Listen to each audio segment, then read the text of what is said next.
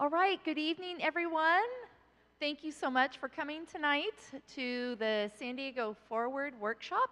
My name is Colleen Clemenson. I'm a principal planner at Sandag, and I will be moderating tonight's meeting. Just to start off, I think most of you should be aware that the Sandag Board of Directors released San Diego Forward, the regional plan for public review on April 24th. And this is the 6th of 7 workshops that we are holding to talk about the plan and provide an opportunity for you to learn as much as possible about that draft plan. The primary goal for Sandag staff is that everyone who's here, you leave knowing more about the plan than when you got here. So I don't think that's a huge thing to accomplish, but we definitely want to get questions answered and make sure you have a good understanding of what's included in the plan. The second thing we want to make sure you leave with is you know how you can provide comments on the plan. There will be an opportunity once we finish the first part of the meeting for you to provide comments. We have a court reporter who will be available to take your comments. We also have cards at each of your places that you can fill out comments. Before we get too far into this, I wanted to just touch on a few items. First of all, if any of you would like translation, I'm going to ask Elisa to make an announcement about Spanish translation. Buenas tardes. Los que prefieren escuchar la discusión o participar en español, Mariana va a estar interpretando durante el evento y tiene los equipos de traducción, así que por favor acérquense a Mariana. Gracias. Thank you, Elisa. We do have refreshments, so help yourself to refreshments during the meeting. And if you did not get a chance to sign in and you would like to keep up to date on upcoming meetings and events and opportunities for input, please do make sure that you sign in with your email address, because we will be updating folks throughout the course of this process through email.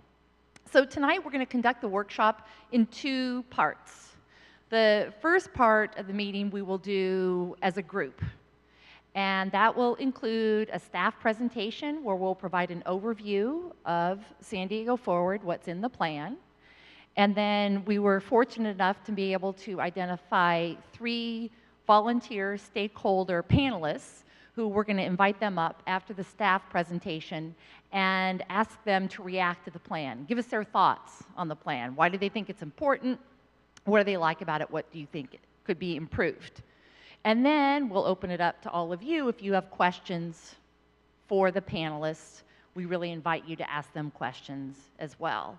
Some of the questions that you may have may be more technical in nature and something that maybe Sandag staff would be more appropriate to respond to.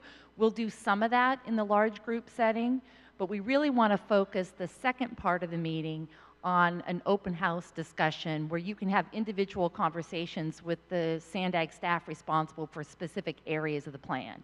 If you're interested in a particular project or the timing on a particular project, there will be staff available at the maps in the back. If you want to know more about the land use pattern and land use plans, there will be staff available there. We're going to mention some of the programs that Sandag has in place to help implement this large vision plan. And you may want more information on some of that. So staff will be available for the second half of the workshop. So we'll try to wrap the group part up by about 7:15, and then we'll save the last hour for that open house portion of the meeting. So for those of you who would like to provide your comments tonight, as I mentioned, you can fill out one of the comment cards. Once we finish the group discussion, we will have a court reporter here, and I believe, is she going to be back at? She's going to be right over here, and so you can go over there and provide your comments orally to her, and she'll type those into the record. And if you're not ready to do comments tonight, that's absolutely fine. We're actually hoping that you'll hear the presentation tonight, it'll pique your interest, and you'll want to go actually read the whole plan or read sections of the plan that you think are most relevant and important to you. And then you can provide comments through our San Diego Forward website. You can write us a letter, you can call us, and we will also have 2 official public hearings. We will be holding a public hearing on June 12th with the Sandag Board of Directors. And if you want to provide a comment there, those will be recorded as official public comments. In addition, we're going to hold a public hearing up in North County at the North County Transit District Office, and that will be held on June 18th. So those are the two public hearings that we are holding on this. So again, do make sure that you're on our email list before you leave so that we can keep you up to date about those various opportunities. So now we will go ahead and get started. We're going to show you a video, and then I will invite our project manager, Phil Traum, up to give you the overview of San Diego Forward.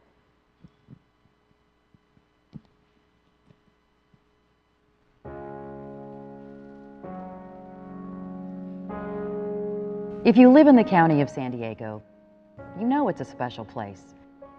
From the beaches, to the mountains, to the desert, and everything in between. This is a place unlike anywhere else in the world. We love San Diego. We take pride in it, and justifiably so. But we also want to make it even better. Remember, this is the birthplace of California. Things started slowly, but picked up as more people came, fell in love with this place, and began to build their dreams. Every generation has reimagined our region, and every generation has worked hard to make their vision a reality, a place where people want to come and stay.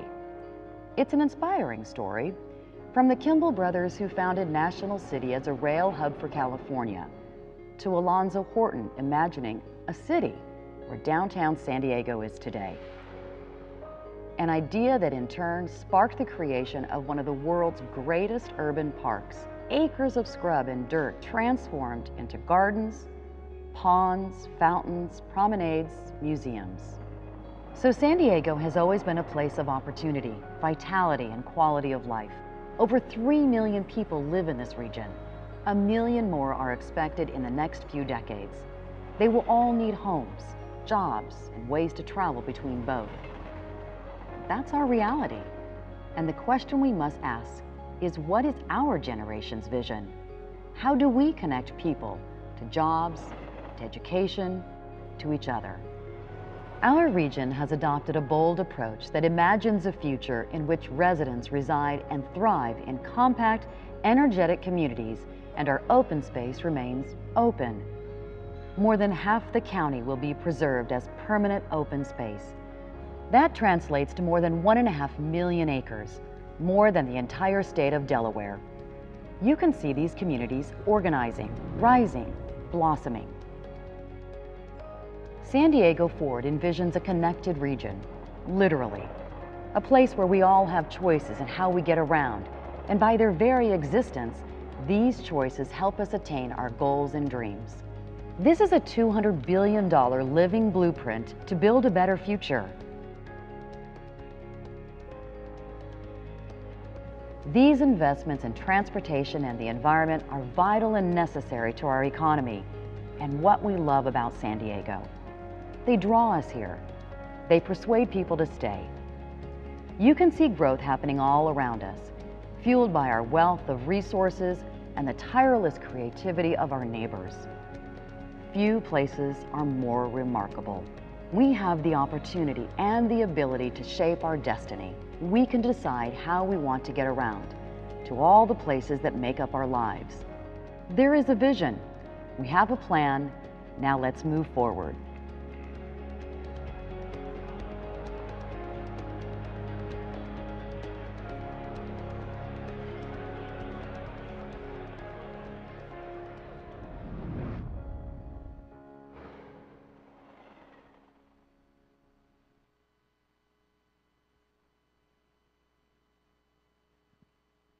Okay, and with that, I will introduce Phil Traum, the project manager for San Diego Forward. Phil's going to give you an overview of the plan, and then we will move on from there to the panel. All right, thanks, Colleen, and thanks everybody for coming and for spending some time with us tonight. Wanted to go ahead and kick it off. You saw the video. Hopefully that gave you a good sense of what we're starting with in the plan and what this plan is all about. Wanted to just read the vision. I know a little bit of a small font, but we have this vision. We're moving forward. We have a plan. We have a draft plan, and that's what you're here to help us with. And reviewing that draft plan and any feedback that you can provide to us is invaluable. So again, thanks for coming. I'll read the vision since that wasn't in the video. The vision for the regional plan is to provide innovative mobility choices and planning to support a sustainable and healthy region, a vibrant economy, and an outstanding quality of life for all. So to do that, there are three interdependent goals, and all very important goals. And so my presentation, my little overview for you tonight, will be to talk about those three goal areas, and which are creating healthy environment and communities, developing transportation projects that are innovative and providing mobility choices, that innovative mobility and planning component, as well as promoting a vibrant economy. And that's a really critical part of the plan. How does this plan contribute to the economy of the San Diego region? First, I really wanted to emphasize the importance of the public's involvement in this plan so far. It's been invaluable to have all of you coming to meetings like this and workshops. We've talked to hundreds of people in the development of this plan over the last 3 years, developed and received over 7,000 comments to where we are today, just with releasing a draft. And that's really a testament to your interest in this plan. I think it was almost 2 years ago today that we were here just talking about the early parts of the plan and the policy areas. So wanted to mention that as well. We have 12 community-based organizations that are under contract for this plan, getting out and reaching out to our disadvantaged populations in the region. So for this planning effort, those populations are low-income individuals, seniors, and minorities. And so wanted to highlight some of those community-based organizations that are in and around southeastern San Diego. First and foremost, the Urban Collaborative. You'll hear a panelist from that group today in combination with the Jacobs Center.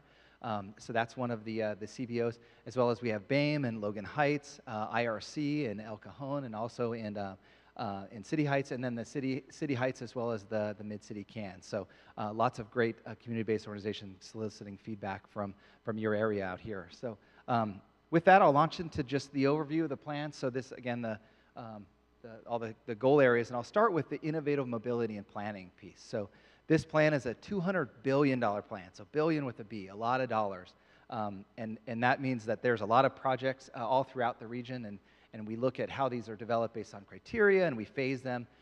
This plan goes all the way out to 2050, as Colleen mentioned, so a lot of years to consider, and a lot of time in between, and a lot of needs to be met over time. So first and foremost, we all know we don't travel just for the sake of traveling, right? So what we look at when we look at transportation projects, we really want to consider where people live and where they will live, how and where are our populations growing.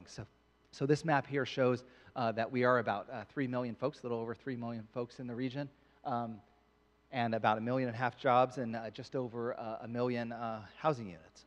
As we grow, and pay attention if you can look at the right side here, these dots on the screen. So the orange is population, the brown or kind of, I guess, maroon color are the jobs. I'll click now to 2050. You see that change a little bit, but that's the key thing. It doesn't change a lot, but that's the growth of almost 1 million new folks out to 2050. So that's like adding a city like the current size of the city of San Diego right now by 2050. But the region is projected to grow in the current urban areas, the current communities that we have. So we'll be living and working in the same places that we are living and working right now. And so what that allows us is real opportunities to provide different mobility choices in how we develop our transportation networks over time. And that's really one thing that the plan emphasizes, and I hope you'll take a look. And again, a plug, Colleen mentioned that we have all these boards around the room for the open house component. We'd love to talk to you about that and help you understand the different projects that are in the plan, because admittedly it's pretty complicated. But first, to highlight the public transit projects in the plan. Reason I'm looking at that first is that actually represents half the plan's investment. So over $100 billion out to 2050 is in the transit investments. So this is what we have right now compared to the population housing. So we're connecting most of where the population centers are. We have primarily local bus. We have some trolley. We've had trolley for, 35 years now in the region. And we're starting to have other choices, including rapid bus. So there's some close to here at San Diego State to downtown, but we also have some of these rapid buses on the I-15 corridor. And that's a precursor to what's a lot in the plan in terms of providing transit that is world-class and that provides you similar experience that you get from auto travel time. So that's really what's a big theme in this plan, and that I'll share. So As we look to 2050, there's more transit choices. So the plan includes 5 new trolley lines, similar to the trolleys that you see right here at Euclid Trolley with the orange line. 32 new rapid bus lines, similar to what we've just started in the last couple years. New Sprinter Express in North County and an extension there. Continued coaster double tracking on the coastal corridor to provide more trains per day and per hour. 4 new streetcar lines in mostly the urban areas around the city or downtown San Diego, and 3 new major intermodal transit centers, which includes the airport. We always get that question: Are we really getting that airport access right? So that's one of those major intermodal centers, as well as at the border, both border locations for San Ysidro and Otay Mesa. San Ysidro being the biggest boarding location in our whole system. Okay, so how that sort of relates to the highway network. This shows the highways in the thin lines there, and then in blue is our carpool lanes and our express lanes. So the term there, and admittedly kind of a wonky term, and managed lanes is what we call that system, which gives us the opportunity to look at different types of applications. So right now, mostly what we have on the 805 South and the 5 and 805 North are HOV lanes. So you can ride in them only if you're in a carpool. But we allow solo drivers to pay their way into the I-15 lanes as managed lanes, or sorry, as express lanes under that managed lane umbrella.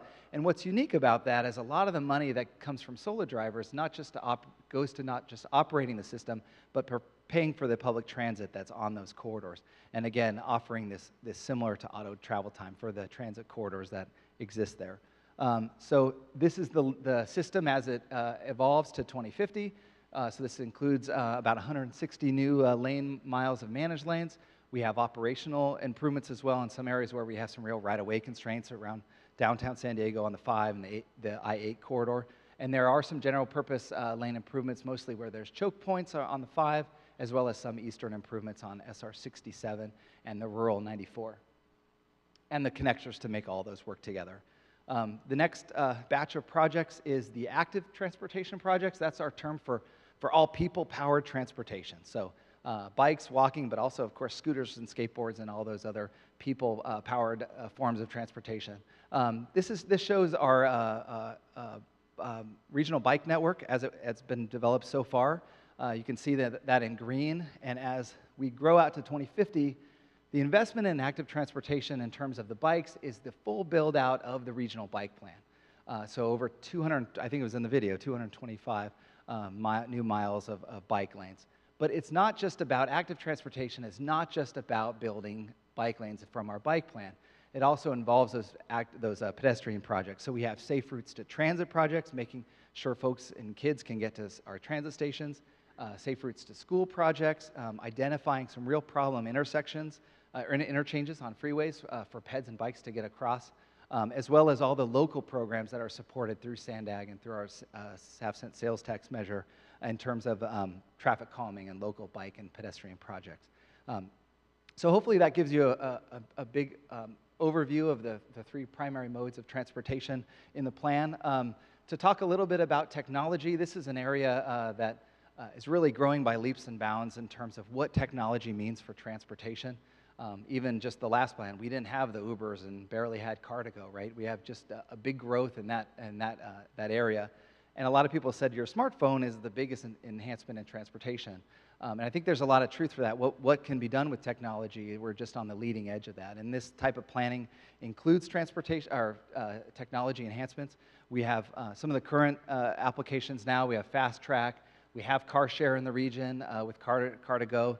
And then we also have bike sharing recently applied. So as we look into the future and what you can do with that, obviously embedding that in our transportation projects, in our bike, ped, highway, and transit projects, what could we do at the transit station level? So this is a new concept that's in the plan. It's called a mobility hub, and we have staff to chat about this. We have a whole board on this one. We're pretty excited about this. It's a way to take those hurdles to using transit, to using bike, to going from bike to transit or transit to bike or car to bike to transit, any combination of those things involving transit. And I've been saying this is what has your transit center done for you lately? And this is what it can do with a lot of applications to make things easier for people to use alternative modes. So it's taking this application of investment in transit at the ground level and making it easier for folks to do that. So this is about a $200 million investment that's newly included in the plan. So I wanted to highlight that. So to wrap up the other elements, so healthy environment and communities, what that means for Sandag, we don't have land use authority, but we can incentivize open space preservation and also smart growth investments. And I'll highlight a couple of those things. But the precursor to that, again, goes back to the land use. Where are the people? Where do we project things to go? And how has that changed from our projections in the past? So the left side there, you see, it's like if we went back in time to the 1990s, this was the view of the future. I think this was going out to 2030 at the time. We thought our growth in the region would be primarily to grow eastward and to sprawl. And with that type of development, the only real application you can apply for mobility is the auto, right? So that's primarily the service that can be provided. However, where we're growing now is the right side. So this development, or this growth of 1 million new folks by 2050, is the right side map. And this is based on the general plans, these land use plans that all the cities and the counties have mostly updated, even just recently. So shows you that what we're kind of dealing with in terms of opportunity for transportation, but also how we look at open space and smart growth. So what that has meant, you see the right side, that right side map has a lot of green space. In the past, our preservation of open space was only about a third of the whole land use area in the region would be preserved as permanent open space for sensitive habitat. The view now is 55%. So when you have the cities changing and in planning to grow within their existing boundary, the result is 55% of open spaces preserved in the plan. What Sandag does for that is we incentivize environmental mitigation through the Environmental Mitigation Program, which is a way to mitigate for the transportation projects in advance by purchasing sensitive habitat. So this is a couple examples. This is the Tijuana River Valley, and it has a little before picture there too. A couple other examples, La Costa, 20 acres, so it shows that mitigation could be done in the coastal corridor as well. In Jamul, almost 1,000 acres. This whole program has meant 3,500 acres so far, but it's planned to continue through the life of the plan through 2050. And then also wetlands areas. This is the San Luis Rey Bonsall area. So a couple examples of what that means for mitigation, environmental mitigation for the regional plan. And then on the land use side, Sandag supports smart growth incentive programs for the cities around the region. And so I know even this immediate area around Jacobs Center has benefited from some of those projects. But here's some others that I'll show. 3rd Avenue in Chula Vista, Town Center, National City. We have, sorry, I don't have a screen, so I have to look back. Maple Street Plaza in Escondido, as well as Grossmont Trolley, so trolley enhancements. So you see a whole variety of city centers, transit improvements, and also corridor improvements included in those smart growth incentive programs. So what that's meant for sustainability for our region. So again, this whole idea of what open space and smart growth means, it's coming together to preserve the environment, creating vibrant communities, and at the same time providing more transportation choices for the region looking out to the future. We also have a mandate by the state to look at climate change and to share a little bit about what the plan means for that area.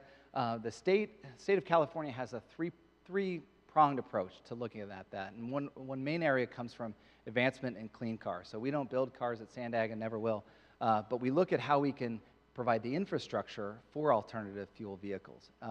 We also look at how the state's responding to low carbon fuel standards and developing those. And finally, in vehicle miles traveled. So that's where this plan comes into play in providing different mobility choices and what that means for changes in vehicle miles traveled. This is a chart showing in blue what our requirements are from the State Air Resources Board. So a 7% reduction by 2020 and a 13% reduction by 2035.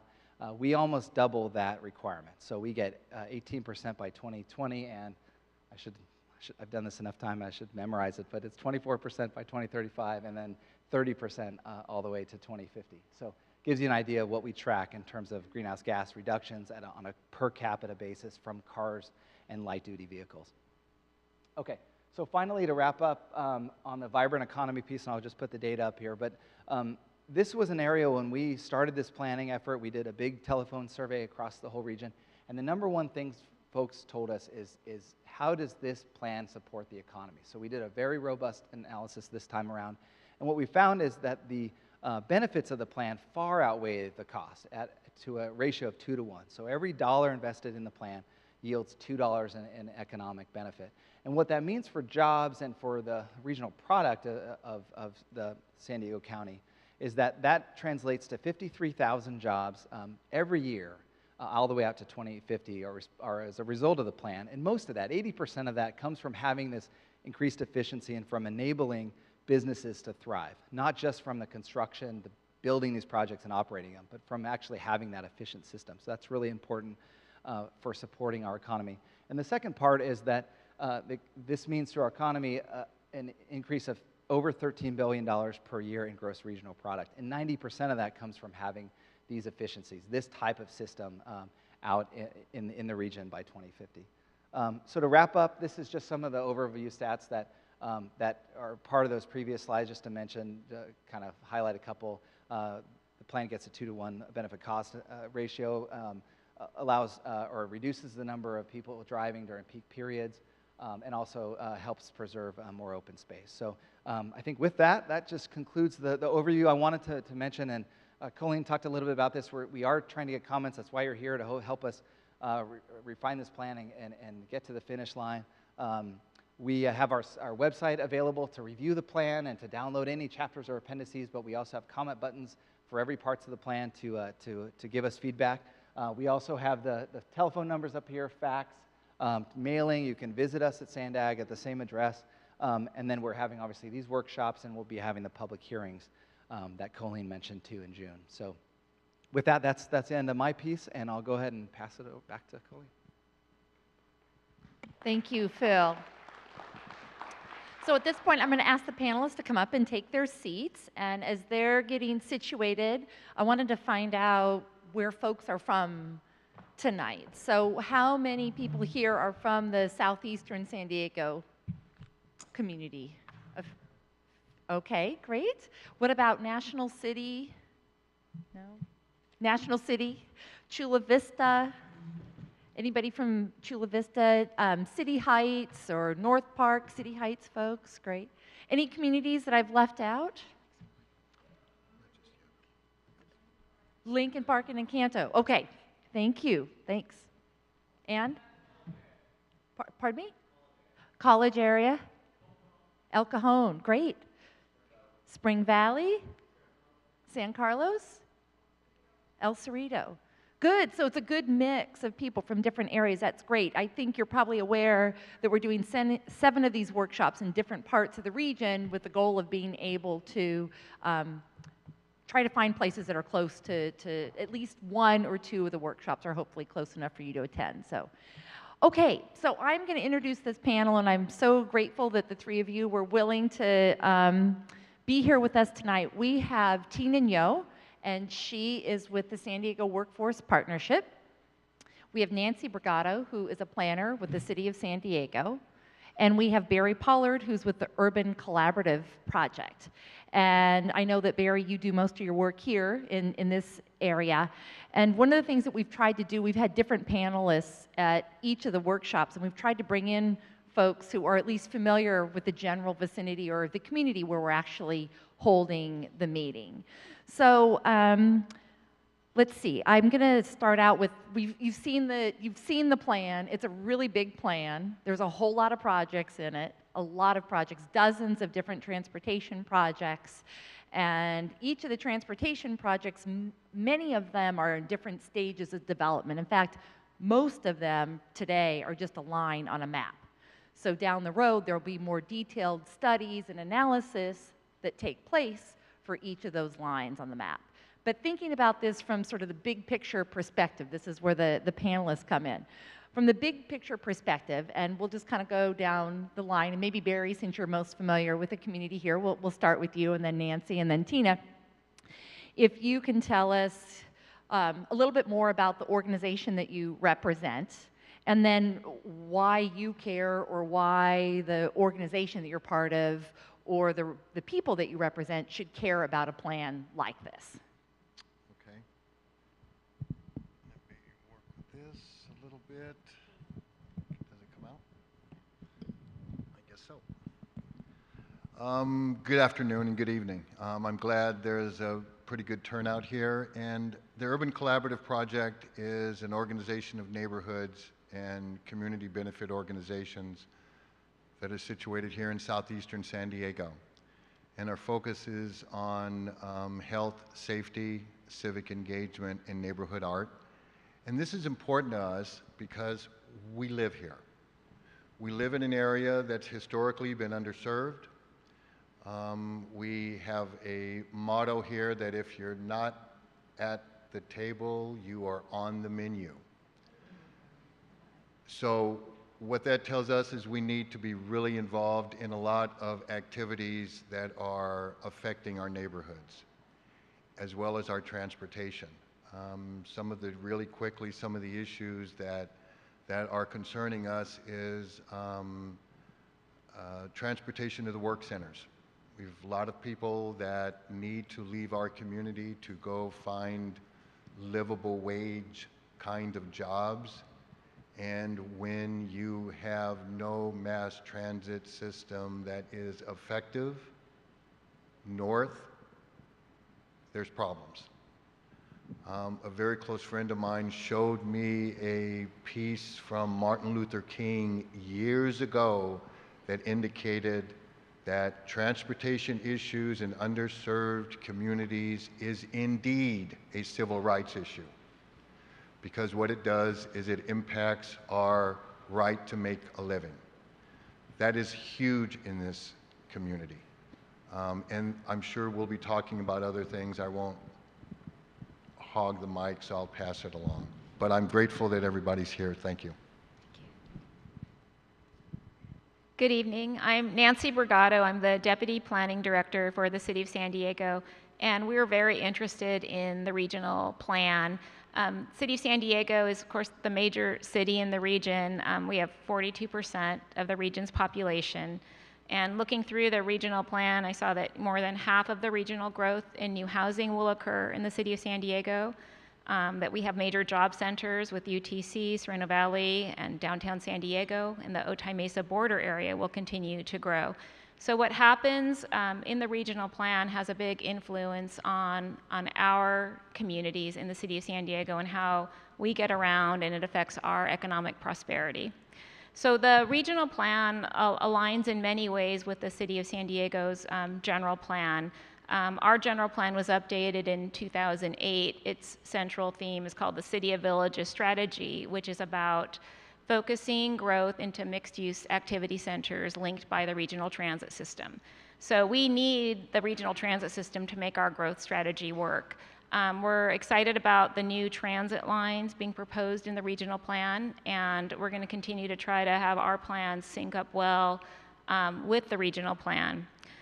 The other aspect that we're watching very closely is the greenhouse gas emissions.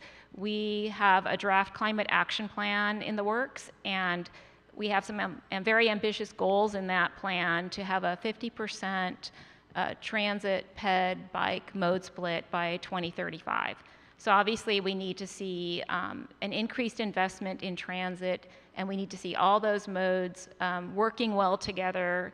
We need to see attention to the last mile of getting people to transit and from transit to their homes and jobs. And we need to see results, because we're going to be monitoring our plan, and we need to see those reductions actually occur. We also I think, are pretty much in sync with transit in terms of the open space protections and the healthy communities goals. We also, as a city, have our multiple species conservation program that's in sync with the regional program to preserve open space. And we're very interested in healthy urban communities that's made possible through some of these expanding upon active forms of transportation, so people can improve, incorporate mobility and exercise into their everyday lives. So I think with that, I will pass it on to Tina and can answer some questions later. Great. So good evening, everyone. My name is Tina Ngil-Bartel. I am the Director of Business Programs and Research at the San Diego Workforce Partnership. If you're not familiar with the San Diego Workforce Partnership, what we do is that we basically have funding to train people into skills to help them get into employment. So we fund a majority of our career centers all over the county. We have one in South County, East, Metro, and North Coastal, North Inland. And what these career centers do is that, let's say if an individual gets laid off, they go to a career center and they get funding in order to get training for a new occupation, and we subsidize up to about $5,000 or $7,000 for that person to get training. Let's say you want to get a project management skills or something. So that's some of the programs we do for the adults. And then we also have job training programs for the youth. And for us, one of our biggest initiatives is trying to get the youth employed. And one of the key issues that we're running into is that a lot of the youth have difficulty getting transportation from where they're located to the actual internships that we're placing them at. And for us, we work with not only the job seekers, but we also work with employers. So what my job is to talk to the businesses and ask them, what are they looking for in the labor force? What type of skill sets and jobs and occupations? And I share that information with our job seekers that we serve. We serve about 10,000 adults and a couple of thousand in youth all over the region. But even if they know where the jobs are at and what type of skills that employers are looking for, if they can't get to those companies, they won't have a chance, even for the interview. So for us, we want to be able to have a transit available for job seekers, especially if they've been laid off and they don't have opportunities for their own transportation, to take transit, go to our career center, get some of the resume writing skills or some of the interview skills that they might need in order to find a new job, and then also use transit to go into an employer once they've got the interview. So for us, all of the transportation is very important for us, for both the youth and adult, when we're trying to get them employed and try to get them skills. Even if we pay for their skills training, if they can't get transportation to an educational training facility, that money is wasted. So again, transportation is within the skills training itself and with the employment that we're trying to give to San Diegans. That's great. So I think all of you have given us a perspective now on why you think the plan is important, or why you care about the plan, or why someone who is part of the organization that you represent or the jurisdiction that you're part of, why you should care. So you all had a chance to see the presentation, and my next question for each of you is, tell us what it is that you think you like about the plan, and then what are things that you think could be improved upon as far as the plan and what you saw. And we're not expecting certainly that you're experts on the plan. We're not expecting that you've read the plan, simply just sort of reacting to what you've seen so far and what you know about it. And who wants to go first? You guys can go in a line, or we can continue the same. So what I particularly like about the plan is that we're focusing on dense areas and trying to get a lot of mobility options for people to be able to travel to work or to the areas they need to go to. However, one thing that I had a question about was, how do we get that information to the people who are trying to use the transportation?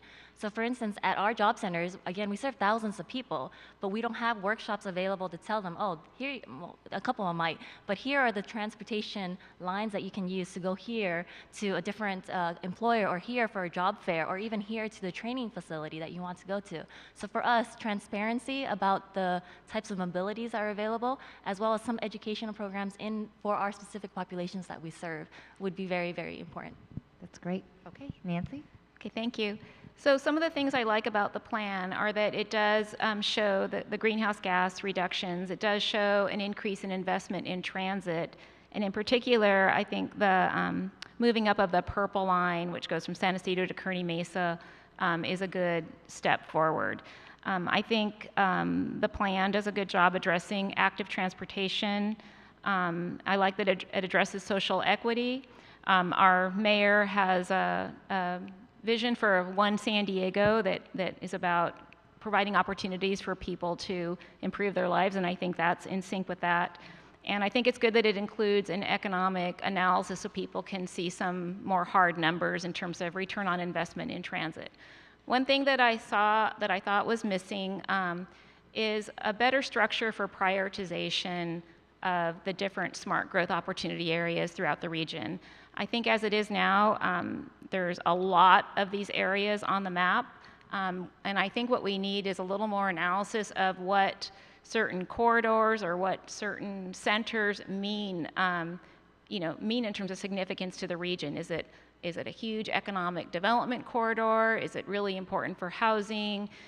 Is it something that's critical to our education center? And then maybe we should prioritize those a little bit. So I understand that's coming in the regional TOD strategy, transit-oriented development strategy, but I think that's an important piece to look to in the future. Thanks.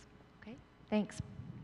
Barry, what are your thoughts? What do you like about the plan? What are things that you think could be improved? I was sitting here. I like the some things that my colleagues suggested with the social equity, the smart growth. I like that. I was always amazed at how all of the neighborhood and the city and the county plans are all merged within the region. That I like. Some of the things that are sort of popping up for me, you know, I'm a big advocate of including the communities and neighborhoods and activities that are going to affect them. And I'd like to see more of a dialogue going on between certain groups to try to come to some sort of an agreement on some of the major issues. You know, 94 popped up, Martin Luther King Freeway popped up. You know, does adding a lane to that function make sense? Does it work? If it doesn't work, then what kind of process is going to be in place to address what is a social equity issue involving, do we spend that money extending the freeways and getting another lane put in, or should that money be focused more on local issues? There's a lot of local issues here that we have that we want addressed. So it's the method in which those kind of disagreements are addressed. I think all too quickly we all dig our heels in really, really fast, and it would be nice to get more of a process involved in which the community will have input, but input with teeth. Got it. So these are great suggestions, definitely things that we've heard that are different than what we've heard in other areas. And so I'm going to ask you each just one more question, but if some of you have questions that you'd like to ask the panelists, be thinking about those, and I can call on you, and we'll bring the microphone over, and you can ask them questions.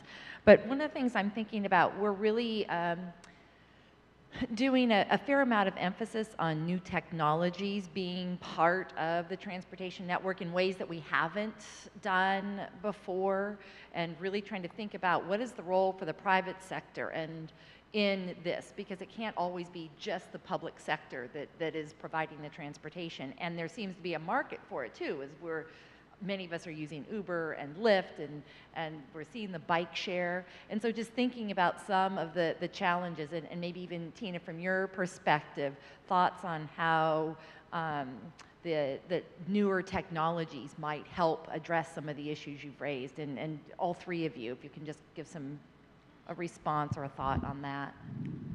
Well, I think the emphasis on technologies for transportation is a great implementation for the plan. I mean, San Diego has, I believe, the largest shared fleet of electric vehicles in the nation. Car2Go, as you can see in downtown, again, we have the largest fleet, so that's interesting. And that generates a lot of jobs within that sector, and looking at clean energy positions in general. And in terms of technologies, we're seeing a lot more individuals, if they can't find employment, they do self-employment through these Ubers, and we see a lot more demand, basically on-demand types of services. So if you want food right away, you're going to hire somebody. There's a ton of apps available for somebody to drive to a location, pick up food, and deliver it straight to wherever you are at. And some of the names of those apps escape me, but there's a new demand economy going on in the region, and it's not just us. So we see not only Uber, we see a lot of delivery systems where a lot of individuals, they become their own entrepreneurs and drive and use transportation, and they need to have these modes of transportation available to them to get the work done that they're doing. A lot of employers too, we see a lot of fleets in the region, and if any of you have ever ordered from Amazon, they have their own fleets to deliver groceries now to your door. So we see transportation and ease of transporting a lot of these goods and services is what's going to really drive the economy, because again, we have such a demand type of society that we have right now, that if we don't have the proper transportation in place, all of these companies and all of these entrepreneurs will not thrive. Nancy? I think that all of the advances in technology and how we can use technology in the transportation system are very exciting. There's so many things on the horizon. But from an urban planning perspective, I think because of that, it's equally important that we have great public spaces so that even if people can do their shopping online or get their pickup and their Uber or whatever, that they still have a place where they can go and be engaged with the community. So I think that incorporating great public spaces into our planning is a really important component. And I think that's another aspect of what we call villages or your smart growth opportunity areas, that you design them to be walkable, to have centers, to have places where people can gather. Even if they're doing their own task at their computer, they can still be around other people and have opportunities to interrelate with others. Thanks. And you have some thoughts too, Barry, on this. Yeah, not a lot. I mean, these folks, I love being the third to share because they talk mostly about some of the thoughts. But, I love the idea, and I want to see it expanded a little bit about the mobility hubs. I really think that if strategically put in certain areas, will help reinforce the idea of using other modes of transportation rather than cars. I mean, that is obviously a major goal that everyone, I think, is trying to implement some sort of a, bike, motorcycles in some cases, walking and mass transit. I'm also for outreach. I think there's some technology that we can be used. I mean, I look around the room and there's a fair amount of people here, but how many people are not here that should be at the table? And, and with that, I'm telling you that we are streaming live with Periscope right here. So there are about 8 people that normally would not be included in this conversation. So it's those kind of more of a communication thing. I've got a bunch of folks I work with, and we constantly talk about transportation issues and creative things, electronic crosswalks, using bollards to sort of guide people across streets. And so I'm jazzed about it. My only issue is, you guys, in 2050, I'm not going to be around here to see all of this stuff. The good news is we're hearing that it's moving so fast. We'll see things that we probably didn't imagine by 2050. We'll see in a couple of years. Okay, so with that, are there any questions from the audience to our panel members? And I'll start back over here.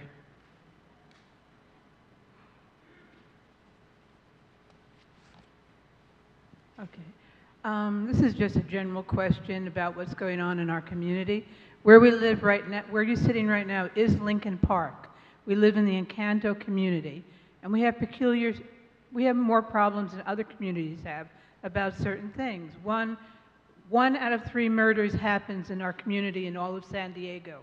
We need fast police protection. We need ambulances that can get to a hospital quickly. We need fire departments that can move quickly. The trolley is new to our community. It's relatively new, and when it was put in, we were promised a bridge over Euclid. Euclid is our main thoroughfare. If any of you gentlemen have a heart attack tonight, the ambulance will be stuck behind the trolley tracks. That's not fair to this community. You're not thinking about us. This is a health and safety issue. We need a bridge over Euclid because that's our main thoroughfare for emergency vehicles. Okay, so I think your comment has to do with kind of separating vehicular traffic and trolley traffic, and that's an important comment that you probably should make sure that you make on the plan.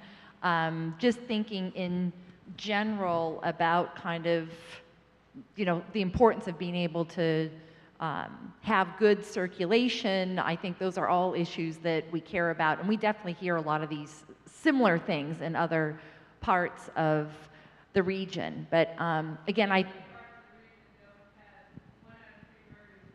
I hear you. And so I think that's a really important point, again, that you'll want to make as a comment. Is there another question, maybe something that can be addressed to the panel? Sam? To the panel or not, but what I would like to know is, as a truck driver, what would you, where would restrooms and truck stops and rest areas for commercial drivers in the area be located? A lot of truck drivers have a lot of problems with crashes, which usually cost about $7.2 million each. And there's no rest areas in San Diego right now. And they say that truck traffic would be enlarged by the year 2035. And we need some kind of plan that involves us. Okay, so that's another, I think, a good comment that you want to make sure you get on the record. I'm just going to kind of, I'm thinking, are there any plans, Nancy, that you're aware of in the city of San Diego for rest stops or anything related to sort of amenities for what for professional drivers? Are you aware? You know, I'm sorry, I just am not familiar with that, but we could certainly try to find out and get back to you.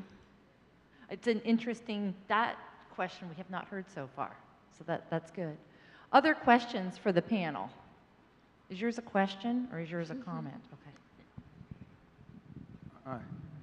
Let me get to the panel. First of all, a minor comment. Barry Pollard was very correct that transportation availability limited work. In fact, in a New York Times article, it's a better predictor of success than the family's income. Now, the question is about this whole procedure. There has not been very much input from the planning groups, and I would ask you about that. And also, engineering input. I've been a professor of biomedical engineering, and these things are very different from the culture I come from. I also can tell you how to save a lot of money on this, but that's another story. The question is, how important is multimodal transportation to this area? And I think from the point of view of Southeastern, it's absolutely important because we have no north access. And I've outlined how to make a multimodal station, and you need input, and you also need professional peer review. Okay, so multimodal transportation. How important is multimodal transportation to, say, the city of San Diego and your plans, Nancy? Well, I would agree it's very important to the city and to our plans. Our general plan, mobility element, that's its emphasis is promoting multimodal transportation. So we're looking both in terms of how the street network is laid out, so that there's multiple and direct routes for people on bike or walking. We're looking at making sure that all modes of transportation work on our city streets, both in terms of our policy documents as well as our street design manual that the engineers use when they actually design the streets. And then, we're looking at, in terms of retrofit situations, we're looking at focused areas where we can do improvements through either traffic calming or different steps that can be taken to make the streets function better from a multimodal perspective. Other questions? Okay.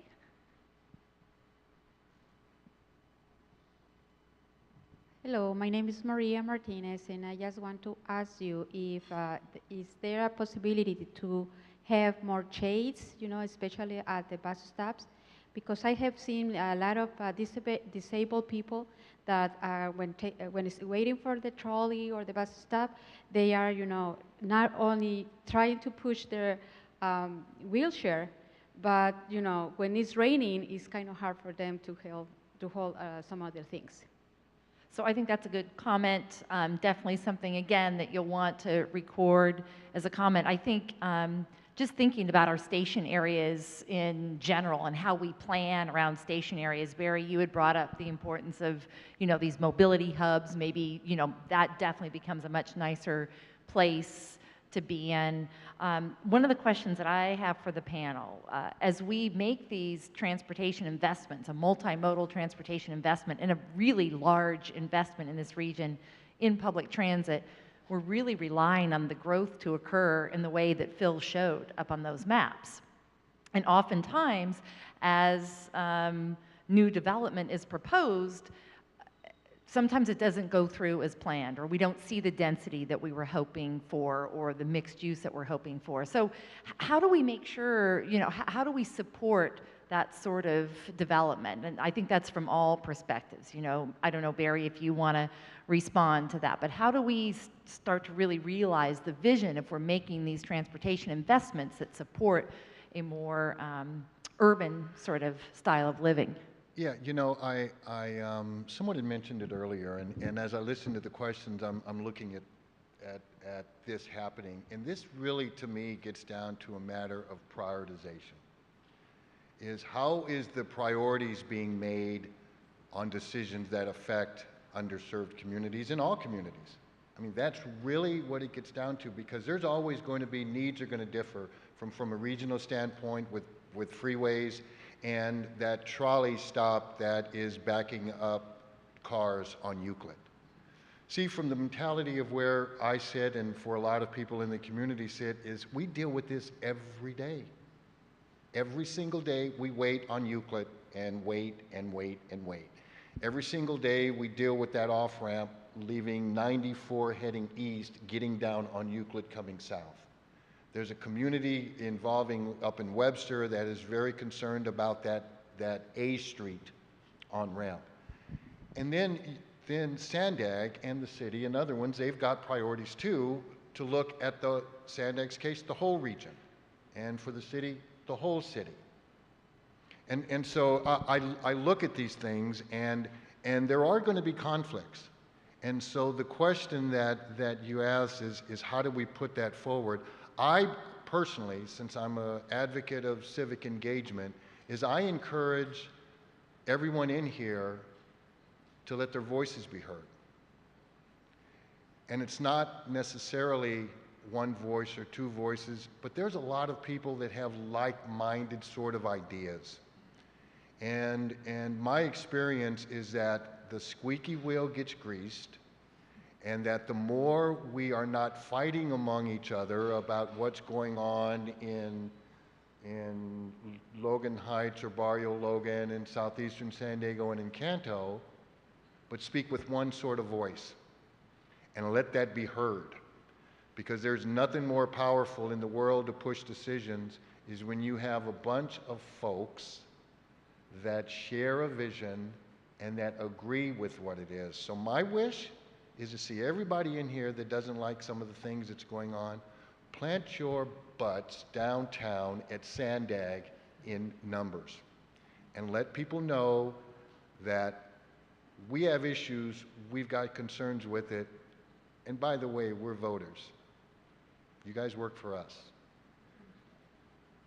So more of a collaborative sort of a concerted effort.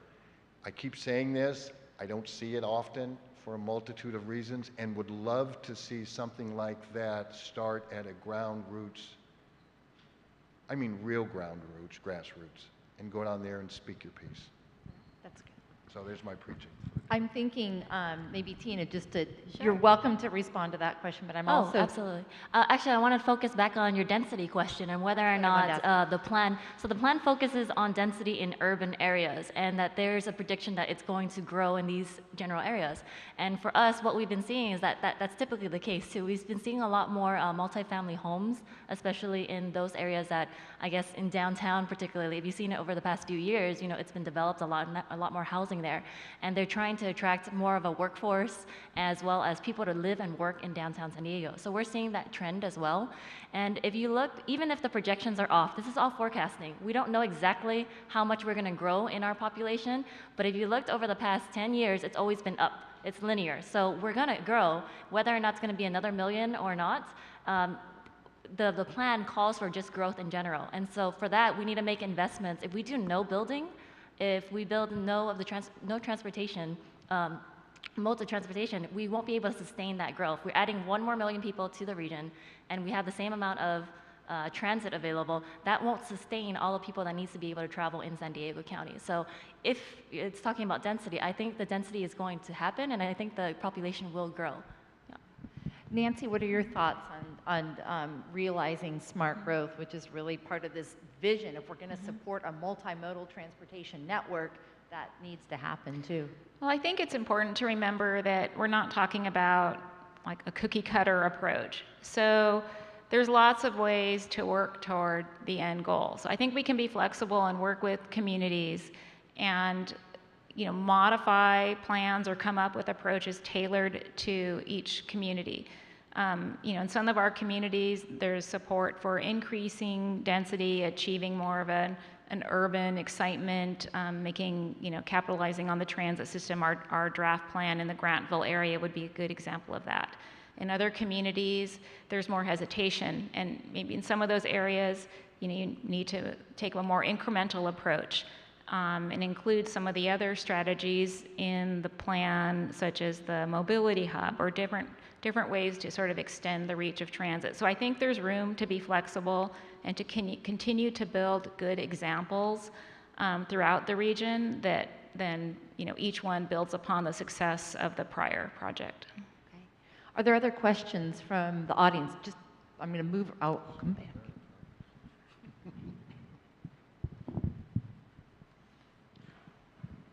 Hi, my name is Daniel Castañón, and I'm from Fairmount Park, which is a neighborhood here in the little Golden Triangle. My questions is really having to do with access of transportation, timely transportation, and knowledge of transportation. For example, I recently went to New York, and when you go to New York, you use the subway to get to transportation. And one of the cool things they have in New York is these little barcodes on every bus station and on the subway. You get your smartphone, you scan it, and it tells you when the next bus is going to be there, when the next subway train is going to be there.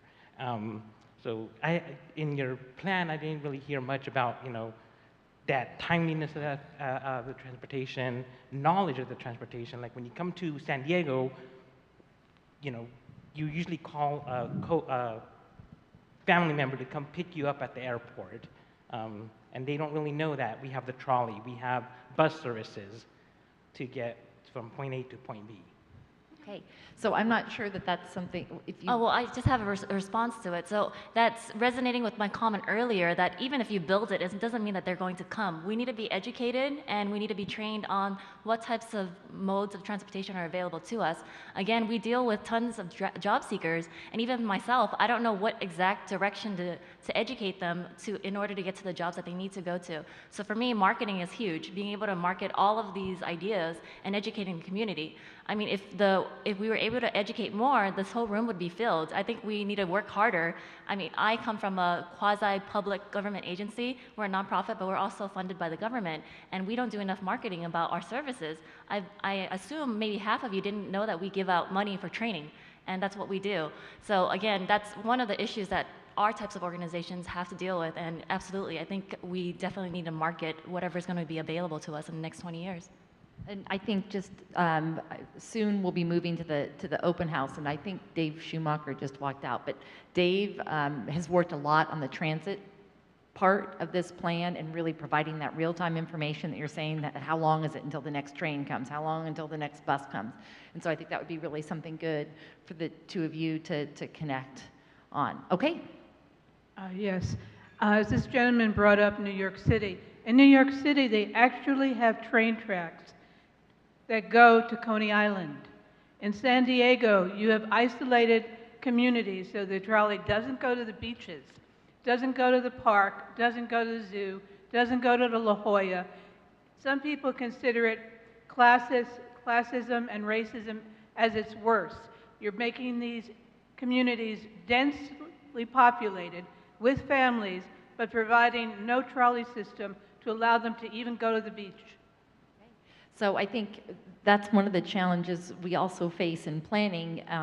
We didn't go through the details of all the new trolley plans and the buses, but there is a proposed trolley line that will go to the beach. So I think it's... Okay. So there may be additional places that you want to think about that some of those could go. And again, that's a really important comment for us to hear. Let's see, we had another... Okay, back here. Are you sure? Okay. Hello. Emilia Castillo from the Jacobs, platicando con mi gente, and a Horton parent. This question is for Barry. Being from the community and knowing that the Euclid station is one of the busiest, the second busiest, how are we bringing more, I guess, more services to it? And how are we making it a priority instead of focusing like on highways and I mean, focusing on highways is important, but knowing that it's very busy here, how are we making that, or how can we unite to get the voice downtown? Well, I think it starts, my personal opinion, from our local planning group. And again, this is I've seen this work too many times for it not to work. So you gather up data, you go through the Encano, in this case, the Encano Planning Group, you voice your concern and seeking the support. So when that time comes, when we do get our groups together to go downtown, then again, we're speaking with one voice.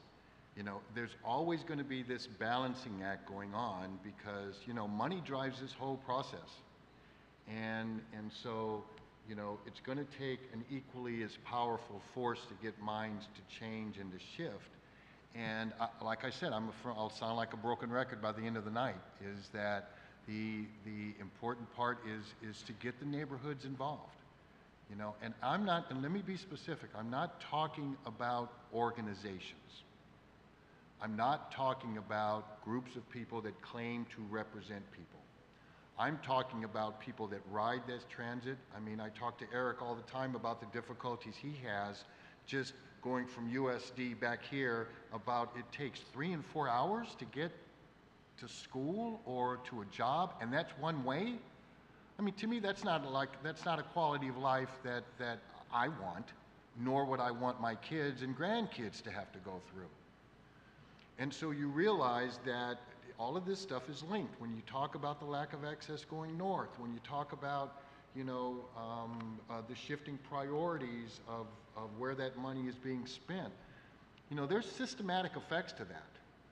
And you know, I'm not so far as to go that they're all out to get us kind of thing, but I have to tell you that there's a pattern, not necessarily, and I'm not pointing out at any one organization, but when you have a lot of money going on, the human nature is, you know, let's do what we can.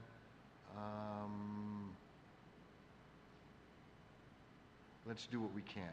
I want people to take, and organizations, and Sandag as well as the city and the county and these organizations, you know, let's put a little bit more emphasis on it, on what the community wants.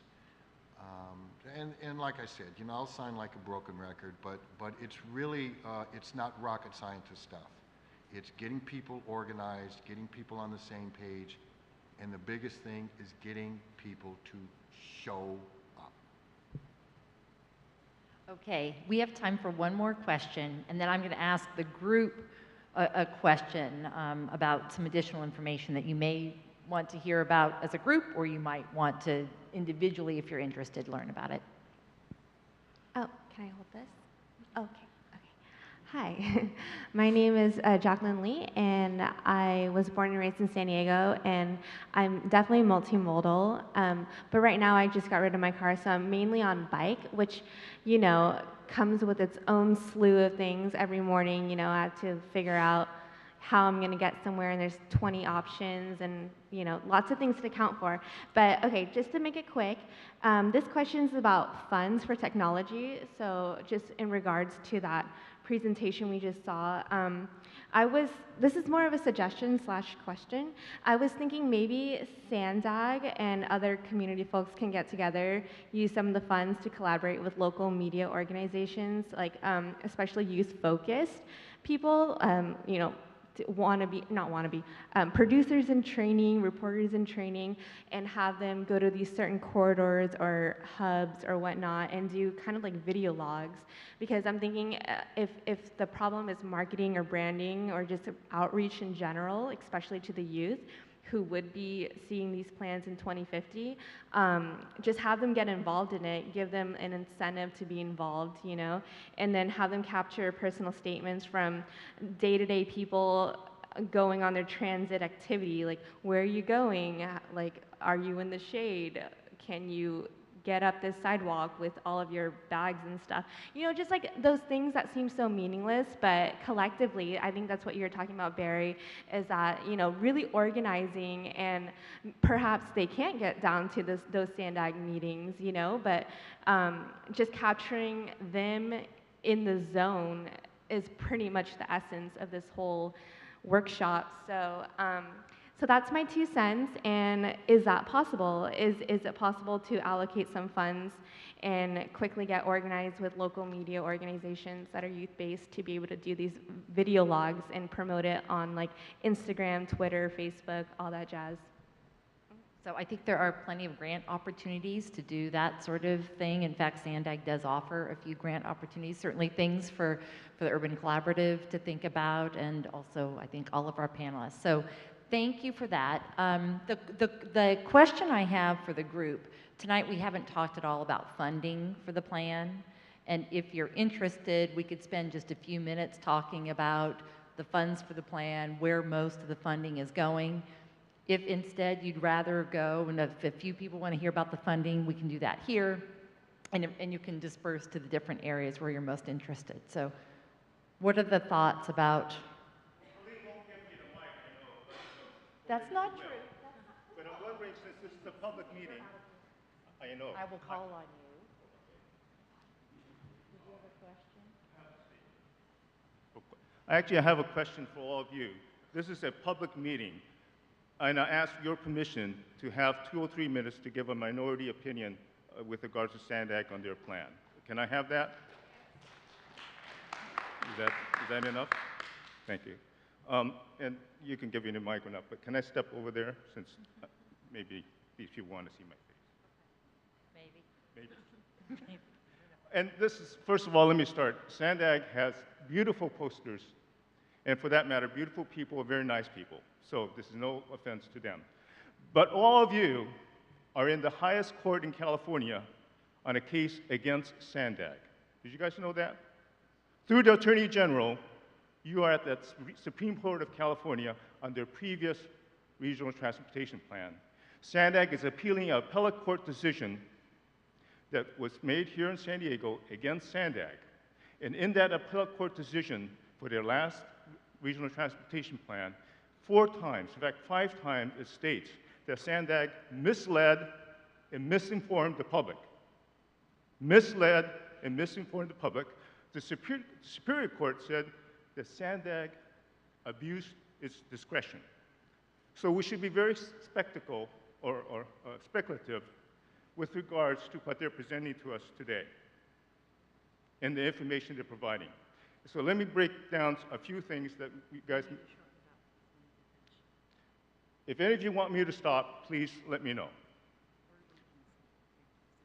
It's a public meeting. It's a public meeting. It's a public meeting.